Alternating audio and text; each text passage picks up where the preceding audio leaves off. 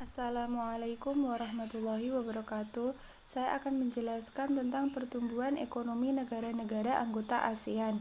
Hasil estimasi parsial berdasarkan hasil agregat data panel yang terpilih yaitu model random effect. Dengan begitu, pada pembahasan secara parsial ini yang dibahas berupa pertumbuhan ekonomi tiap negara karena nilai konstanta untuk variabel independen di setiap negara sama. Dari hasil secara parsial dapat dilihat bahwa di antara semua negara yang digunakan sebagai objek observasi, negara yang memiliki pertumbuhan GDP tertinggi yaitu Vietnam dengan nilai pertumbuhan GDP sebesar 7,747%, diikuti dengan Indonesia dengan nilai pertumbuhan GDP sebesar 6,27%. Malaysia dengan nilai pertumbuhan GDP sebesar 6,028%, Singapura dengan nilai pertumbuhan GDP sebesar 5,949%, Filipina dengan nilai pertumbuhan GDP sebesar 5,686%, dan Thailand dengan nilai pertumbuhan GDP sebesar 4,669%. Berdasarkan hasil regresi, terlihat dengan alfa sebesar 10%, semua variabel berpengaruh signifikan terhadap pertumbuhan GDP di negara anggota ASEAN.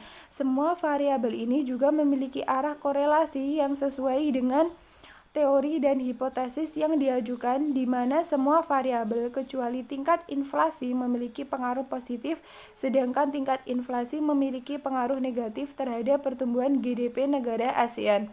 Saat variabel FDI, Trade Openness Gross Fixed Capital Formation meningkat, maka pertumbuhan GDP juga akan meningkat. Sedangkan untuk variabel tingkat inflasi, apabila maka pertumbuhan GDP akan menurun. Pertumbuhan ekonomi Indonesia merupakan salah satu pertumbuhan ekonomi tertinggi di Asia setelah Cina pada tahun 2012. Berdasarkan penggunaannya, laju pertumbuhan ekonomi tertinggi pada tahun 2012 terjadi pada komponen Gross Fixed Capital Formation, walaupun pada kuartal 4 2012 terjadi penurunan. Gross Fixed Capital Formation memiliki multiplier efek yang luas karena tidak hanya mendorong sisi produksi, tetapi menstimulasi sisi konsumsi. Selain Gross Fixed Capital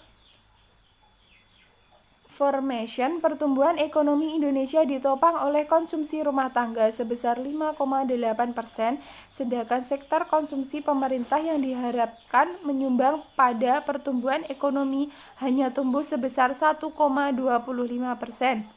Selama ini, Indonesia sangat kuat dari sisi supply side, maka dari itu untuk mendorong pertumbuhan ekonomi Indonesia harus menggali lebih dalam supply side.